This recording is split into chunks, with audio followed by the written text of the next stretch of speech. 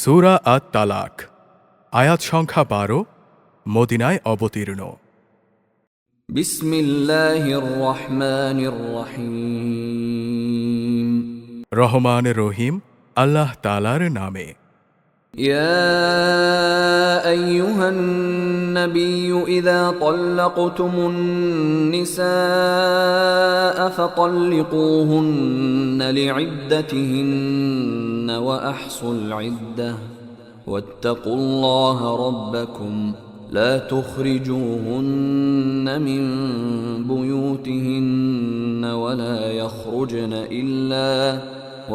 يخرجن إلا أن يأتين بفاحشة مبينة وتلك حدود الله ومن يتعد حدود الله فقد ظلم نفسه لا تدري لعل الله يحدث بعد ذلك أمرا।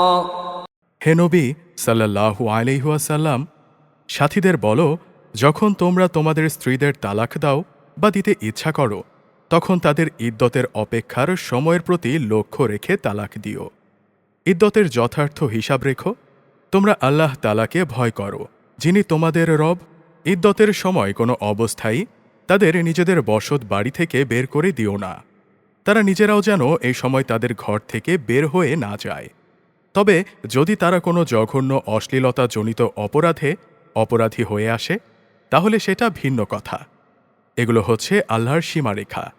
যে ব্যক্তি আল্লাহর এই সীমারেখা অতিক্রম করে, সে মূলত এর দ্বারা নিজের ওপর নিজেই জুলুম করে। তুমি তো জানো না, এরপর আল্লাহ তাআলা হয়তো পুনরায় তোমাদের মাঝে সহৃদতার কোনো একটা পথ বের করে দেবেন। فإذا بلغن أجلهن فأمسكوهن بمعروف أو فارقوهن بمعروف وأشهدوا ذوي عدل منكم وأقيموا الشهادة لله ذلكم يوعظ به من كان يؤمن بالله واليوم الآخر ومن يتق الله يجعل له مخرجا।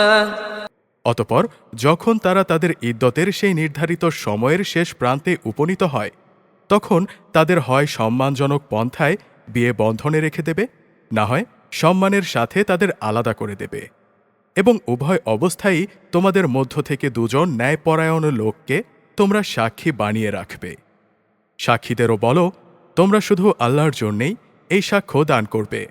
যারা আল্লাহ তাআলা ও শেষ বিচার দিনের ওপর ঈমান আনে, তাদের সবাইকে এর দ্বারা উপদেশ দেয়া হচ্ছে, যে ব্যক্তি আল্লাহ তাআলাকে ভয় করে, তিনি তার জন্যে সংকট উত্তরণের একটা পথ তৈরি করে দেন।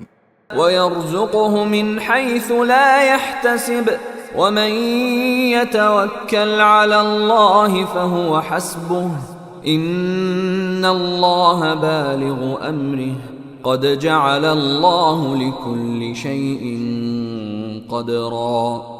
এবং তিনি তাকে এমন জায়গা থেকে রিজিক দান করেন যার উৎস সম্পর্কে তার কোনো ধারণাই নেই।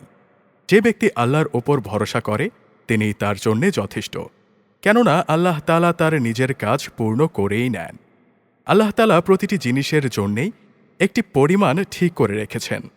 واللائي يئسن من المحيض من نسائكم إن ارتبتم فعدتهن 3 أشهر واللائي لم يحضن وأولاة الأحمال أجلهن أن يضعن حملهن ومن يتق الله يجعل له من أمره يسرا।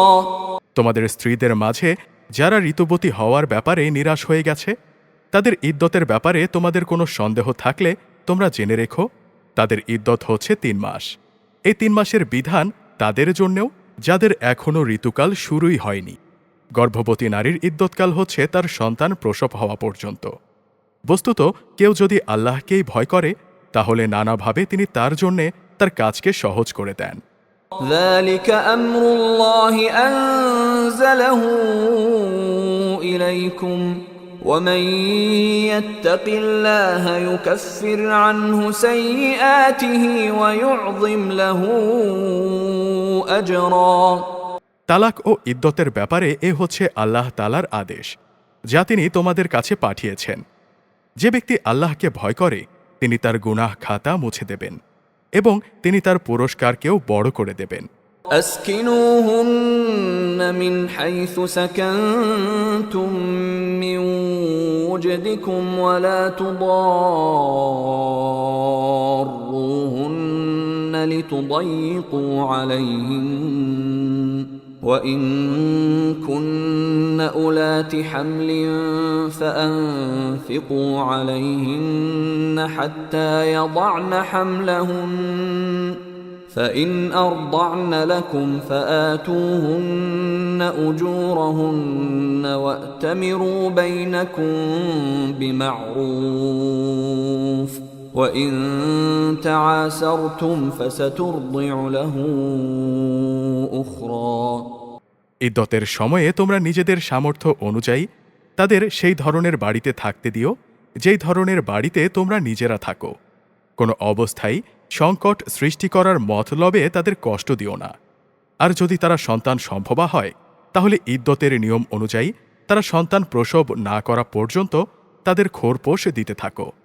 সন্তান জন্মদানের পর যদি তারা তোমাদের সন্তানদের নিজেদের বুকের দুধ খাওয়ায় তাহলে তোমরা সেজন্যে তাদের পারিশ্রমিক আদায় করে দেবে এবং এই ব্যাপারটা তোমরা ভালোভাবে নিজেদের মধ্যে ন্যায়সঙ্গত পন্থায় সমাধান করে নেবে।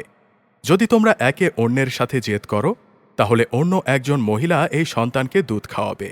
لينفق ذو سعة من سعته ومن قدر عليه رزقه فلينفق مما آتاه الله لا يكلف الله نفسا إلا ما آتاها سيجعل الله بعد عسر يسرا।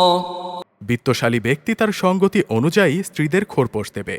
আবার যে ব্যক্তির অর্থনৈতিক সঙ্গতি সীমিত করে দেয়া হয়েছে সেই ব্যক্তি ততটুকু পরিমাণই খোরপোশ দেবে যতটুকু আল্লাহ তাআলা তাকে দান করেছেন।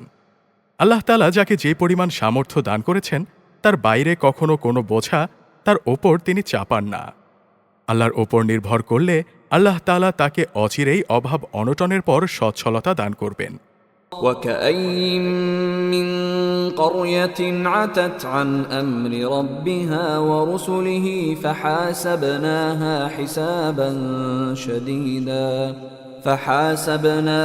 حسابا شديدا وعذبناها عذابا نكرا।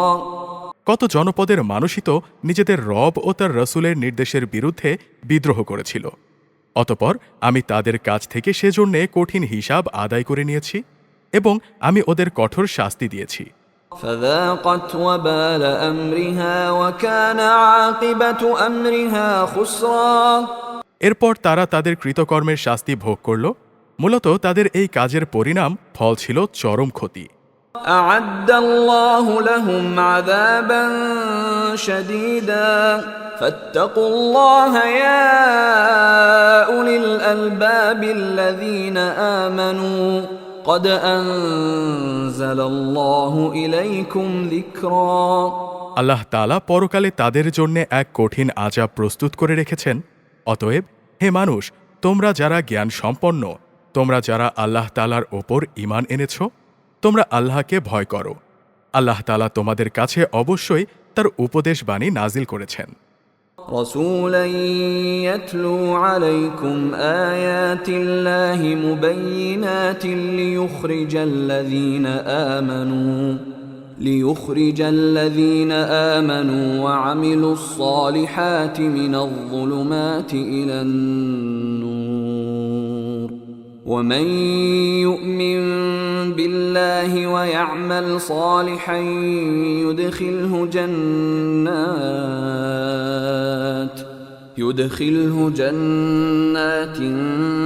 تجري من تحتها الأنهار خالدين فيها أبدا قد أحسن الله له رزقا তিনি রসূল পাঠিয়েছেন যে রসূল তোমাদের আল্লাহর সুস্পষ্ট আয়াতসমূহ পড়ে শোনায়, যাতে করে সে তোমাদের যারা ঈমান এনেছে এবং ভালো কাজ করেছে তাদের জাহিলিয়াতের অন্ধকার থেকে হেদায়েতের আলোতে নিয়ে আসতে পারে। তোমাদের যে কেউই আল্লাহর ওপর ঈমান আনে এবং ভালো কাজ করে তিনি তাকে জান্নাতে প্রবেশ করাবেন, এমন এক জান্নাত যার তলদেশ দিয়ে ঝর্ণাধারা প্রবাহিত হবে, সেখানে তারা অনন্তকাল ধরে অবস্থান করবে। এমন লোকের জন্যে অবশ্যই আল্লাহ তাআলা উত্তম রিজিকের ব্যবস্থা করে রেখেছেন। الله الذي خلق 7 سماوات ومن الأرض مثلهن يتنزل الأمر بينهن لتعلموا أن الله على كل شيء قدير وأن الله قد أحاط بكل شيء علما আল্লাহ তাআলা যিনি 7 আসমান ও তাদের অনুরূপ সংখ্যক জমিন সৃষ্টি করেছেন, আবার উভয়ের মাঝে যা আছে তাদের জন্যে তার নির্দেশ জারি হয়, যাতে করে তোমরা এই কথা অনুধাবন করতে পারো যে আকাশ পাতালের সকল কিছুর ওপর আল্লাহ তাআলাই একক ক্ষমতাবান এবং আল্লাহর জ্ঞান এ সৃষ্টিলোকের প্রতিটি বস্তুকেই পরিবেষ্টন করে রেখেছে।